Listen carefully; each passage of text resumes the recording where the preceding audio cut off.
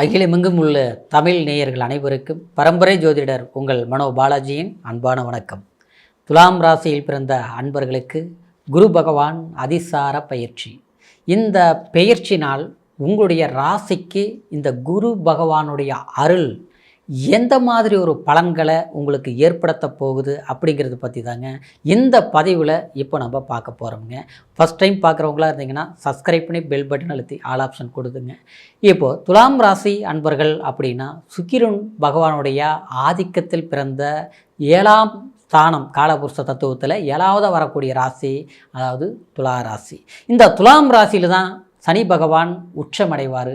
ஆனால் அந்த சனி பகவான் உங்களுடைய ராசிக்கு கடந்த காலத்தில் 4ஆம் இடம் 5ஆம் இடத்தில் இருந்து கடுமையான நெருக்கடிகளை சந்தித்து, அதாவது அந்த நெருக்கடியிலிருந்து மீண்டு வரத்துக்கு சில வாய்ப்புகளை தேடிட்டு இருக்கிறீங்க பார்த்தீங்களா, உங்களுக்கு தாங்க இந்த குரு பகவான் உச்சநிலை அடைய போகிறாரு உங்களுடைய ராசியில் 10ஆம் பாவகத்தில். சரிங்களா? 10ஆம் பாவங்கிறது கர்மஸ்தானம்னு சொல்லக்கூடிய தொழில் ஸ்தானம். இந்த பிறவியில் நம்ம என்ன வேலை செய்யணும், எந்த ஒரு வேலைகளை செய்து இந்த பிறவியை நம்ம ஈடுகட்டணும். ஏன்னா நம்ம ஒரு வண்டி வாங்கணும், வீடு வாங்கணும், நம்ம அடுத்தவங்களுக்கு ஒரு தர்மம் செய்யணும்னா கூட நம்மக்கிட்ட பணம் இருக்கணும் இல்லைங்களா, பொருளாதாரம் இருக்கணும், அதுக்கு சில கடமைகளை செய்யணும். கடமைங்கிறது என்ன, நம்ம வேலைகளை செய்யணும், அந்த உழைப்பை கொடுக்கணும். சரிங்களா? இந்த பிறந்ததுக்கு நம்மளுடைய பொறுப்பு அதுதான். அப்போது அதனால தான் இந்த இடம் 10ஆம் இடம் கர்மஸ்தானம்னு சொல்கிறது, அந்த தொழில் ஸ்தானம்னு சொல்கிறது. அப்போ அந்த தொழில் ஸ்தானத்தில் குரு உச்சமாக உட்காராரு. அப்போது உச்சமாக உட்காரக்கூடிய குரு நம்மளுடைய ராசிக்கு யார்? 3ஆம் பாவகம். அப்படின்னா சகோதர ஸ்தானம், முயற்சி ஸ்தானம் சொல்லக்கூடிய 3ஆம் இடம் உபஜயஸ்தானாதிபதி குரு பகவான். இன்னொன்று சொல்ல போனோம்னா 6ஆம் இடம் குறிக்கக்கூடியது சத்ருஸ்தானம். சரிங்களா?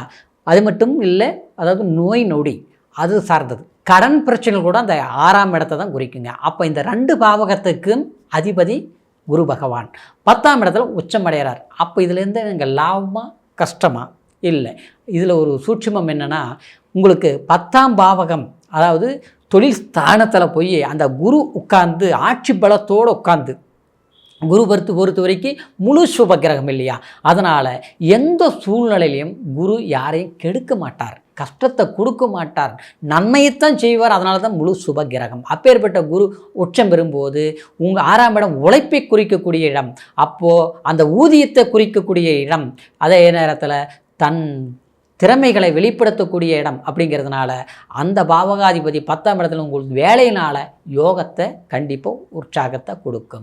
தொழிலினால் உங்களுக்கு பல இழப்புகளை சந்தித்த உங்களுக்கு அதில் ஒரு புதிய நன்மைகள் உண்டாக்கக்கூடிய வாய்ப்புகள் உருவாகும். இந்த 10இல் இருக்கக்கூடிய குரு பகவான் உங்களுடைய தனஸ்தானத்தை பார்க்குது 5ஆம் பார்வையாக. 5ஆம் பார்வையாக 2ஆம் இடங்கிறது தான் ரொம்ப ரொம்ப வாழ்க்கையில் முக்கியங்க. எவ்வளோ சம்பாதிக்கிறோங்கிறது நம்மளுக்கு முக்கியம் கிடையாதுங்க, எவ்வளோ மிச்சம் வச்சிருக்கிறோம், நம்ம என்ன இது வரைக்கும் செய்திருக்கிறோம், எந்த ஒரு கடமைகளை நம்ம நிறைவேற்றிருக்கிறோம், அதுதாங்க.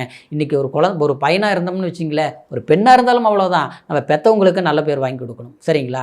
அது மட்டும் இல்லை, நாம் ஒரு அப்பா அம்மாவாக இருந்தோம்னு வச்சிங்களேன், நம்மளுடைய குழந்தைங்களுக்கு நல்ல கல்வி, அவங்களுக்கு எதிர்கால வாய்ப்புகளை நம்ம உருவாக்கி கொடுக்கணும். சரிங்களா? நாம் ஒரு நல்ல ஊரில் ஒரு மதிப்போடு வாழணும்னு என்ன பண்ணணும், நல்லது பண்ணுறோமோ இல்லையோ அட்லீஸ்ட் கெட்டதாவது பண்ணாமல் இருக்கணும். சரிங்களா? ஆனால் நாம் கெட்டதே பண்ணலனாலும் நமக்கு கெட்டது பேர் வர்றது அது இயல்பு தான். நல்லவங்களுக்கு சில பிரச்சனைகள் வரும், காய்க்கிற மரத்துக்கு கல்லீடுபடும்னு பழமொழி சொல்லுவாங்க. அந்த மாதிரி சில இன்னல்கள் வந்தாலும் அதை மாற்றி, அதாவது அந்த பிரச்சனையிலிருந்து நம்ம தடுத்து நம்ம ஒரு சமூகத்துக்கு ஒரு நல்ல விஷயங்களை செய்யணும்னு நினைக்கக்கூடியவங்க ரிஷபராசி மன்னிக்கணும், அதாவது துலாம் ராசிக்காரர். அப்பேற்பட்ட உங்களுக்கு இந்த குரு 2ஆம் இடத்தை பார்க்கறதுனால கண்டிப்பாக உங்களுடைய புகழ் ஒரு நல்ல நிலைக்கு போகும். ஏன்னா ஆரம்ப காலத்திலேருந்து பார்த்தோம்னா துலாம் ராசிக்காரரை பொறுத்த வரைக்கும் ஊருக்கு ஒரு நல்ல மனிதராக இருந்திருப்பீங்க. அது நாம் மட்டும் இல்லை, நம்மளோட அப்பாவாக இருந்திருக்கலாம், நம்ம தாத்தா ஒரு ஜமீனாக இருந்திருக்கலாம், இல்லையா ஊர் தலைவராக இருந்திருக்கலாம், இல்லையா ஒரு அரசியல் ரீதியில் ஒரு புகழ் பெற்றவங்களாக இருந்திருக்கலாம், இல்லையா நம்ம வீடு எப்போவுமே மற்றவங்களுக்கு ஒரு உதவி செய்கிற மாதிரி எல்லாம் அள்ளி கொடுத்து கொடுமுங்க. இன்றைக்கி நாம் கஷ்டப்பட்டுட்டு இருக்கிறோம். இதெல்லாம் இயல்பான விஷயங்கள் நடக்கும். சரிங்களா? நடந்து இருக்கும் துலாம் ராசிக்காரருக்கு.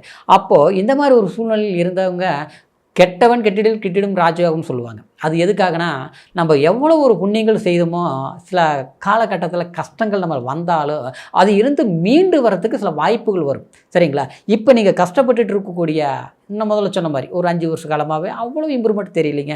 அவ்வளோ ஒரு முன்னேற்றம் தெரியலைங்க. ஏதாவது ஒரு பிரச்சனைங்க.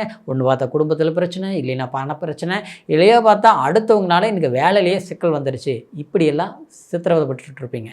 ஆனா, அந்த 2ஆம் இடத்த குரு பார்க்கறதுனால, உங்களுக்கு குடும்பம், பொருளாதாரம், மன சந்தோஷங்களை கண்டிப்பாக உங்களுக்கு கைகூடி வரும். சரிங்களா? அடுத்தது பார்த்தோம்னா, அந்த 10ல் இருக்கக்கூடிய குரு தொழில்னால இதெல்லாம் எப்படி வரும்னா, வேலையினால வரும். சரிங்களா?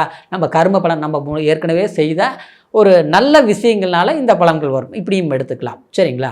அப்புறம் இந்த குரு பகவான் உங்களுடைய ராசிக்கு 4ஆம் பாவகத்தை 7ஆம் பார்வையை பார்க்குறாருங்க. சரிங்களா? அப்போது 4ஆம் பாவங்கிறது என்னங்க? தாயார் ஸ்தானம், சுகஸ்தானம்னு சொல்லுவோம். ஆனால் அந்த சுகத்தை கொடுக்கறது பெத்தா தாய்க்கு நிகர் ஒரு குழந்தைக்கு இந்த உலகத்தில் யாருமே அந்த பாசத்தை கொடுக்க முடியாது, அந்த அன்பை பரிமாற முடியாது. சரிங்களா? அதாவது ஏதோ ஒரு சூழ்நிலையில், அதாவது தாய்க்கு ஆரோக்கியம் சரியில்லாமல் இருந்தால் அவங்களுக்கு சரியாகும். தாயை சந்தோஷப்படுத்தணும்னு நினைப்போம் பார்த்தீங்களா?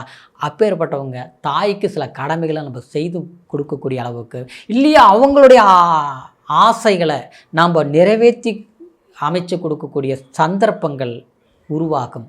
பூர்வீக சொத்து சம்மந்தப்பட்ட பிரச்சனைகளை தீர்க்க முடியும். அதே நேரத்தில் நமக்கு குடும்பம்ங்கிறது கூட ஒரு விதத்தில் அந்த 2ஆம் இடம், அந்த 4ஆம் இடம் கூட. சரிங்களா? அப்போ அந்த 4ஆம் இடம்ங்கிறது அதாவது நம்மளுடைய வீடு கட்டுறது, இடம் வாங்கிறது, இந்த மாதிரி விஷயங்கள். ஏற்கனவே ஒரு இடம் வாங்கி பிரச்சனைகள் இருக்குது, அந்த மாதிரி பிரச்சனைகளை தீர்ப்பீங்க. சரிங்களா? அப்போது உங்களுக்கு இன்னொரு விதத்தில் பார்த்தோம்னா, இது 6ஆம் இடத்தை 9ஆம் பார்வையை பார்க்குது இல்லைங்களா? 6ஆம் இடம் ரொம்ப ரொம்ப வாழ்க்கையில் இம்பார்ட்டனுங்க. அது மறைவு ஸ்தானம்னு நம்ம எடுத்துக்கிறத விடாங்க, அந்த 6ஆம் இடம் ஒருத்தருக்கு நல்லா இருந்ததுன்னா, சரிங்களா, அந்த எதிரி கூட நமக்கு நல்லது பண்ணிட்டு போவான். ஆனால் அந்த 6ஆம் இடம் மட்டும் கெட்டு போயிருந்தனா, நம்மளுடைய நண்பனே நம்மளுக்கு துரோகம் பண்ணிட்டு போவான். சரிங்களா? நண்பன் மட்டும் இல்லை, நம்மளுடைய பார்ட்னர் தப்பாக எடுத்துக்கூடாதுங்க. சிலர் வாழ்க்கையில் கணவனை மனைவி ஏமாத்துறது, மனைவி கணவனை ஏமாத்துறது. அதாவது அப்பேற்பட்ட இங்கே இல்லை, என்னென்ன தெரியல, ஏதோ ஒரு சூழ்நிலை இப்படியெல்லாம் நடந்துருச்சு அப்படின்னு. இது நம்மளுடைய வாழ்க்கை மட்டும் இல்லை, மற்றவங்கள கூட நம்ம பார்க்குறோம். நாட்டில் நடந்துட்டு இருக்குது பார்த்தீங்களா? அதெல்லாம் இந்த மாதிரி ஒரு சூழ்நிலை தாங்க.